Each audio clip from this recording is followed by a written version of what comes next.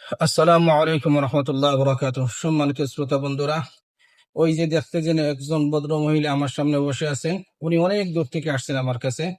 ওনার বয়স হয়েছে আপনার 34, অর্থাৎ 34 বছর, কিন্তু এখন পর্যন্ত বিয়ে হয়নি। উনি আমার কাছে আসছিলেন যে আমার কোনো সমস্যা আছে কিনা দেখার জন্য। কিন্তু আশ্চর্যের বিষয় হচ্ছে, ওনার সাথে আমি যখন কাউন্সিলিং করছিলাম, তখন আমি কল্পনাও করতে পারিনি ওনার সাথে যে এই ধরনের কোনো সমস্যা আছে। কিন্তু আল্লাহ পাকের মেহেরবানিতে এখন রুকিয়ার মাধ্যমে পরিপূর্ণ স্পষ্ট হয়ে গেল যে উনি ঠিক মতো বমি করেছেন, ওনার ভিতর থেকে অনেক খাদ্য এসেছে, সাথে সাথে একটা স্পষ্ট তাবিজ বাহির হয়েছে ওনার পেট থেকে। এই, যার কারণে আমার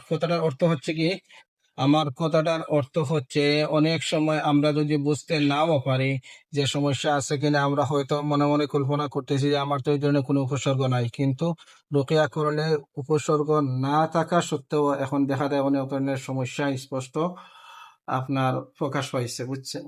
বুঝতে পারছেন ব্যাপারটা? এই জন্য এই ধরনের যারা সমস্যার জর্জরিত আছেন তাদের কাছে অনুরোধ হচ্ছে অবহেলা না করে একদিন যদি আপনি বিষয়টা টেস্ট করেন বা পরীক্ষা করে নেন, তাহলে কোনো সমস্যা হবে না।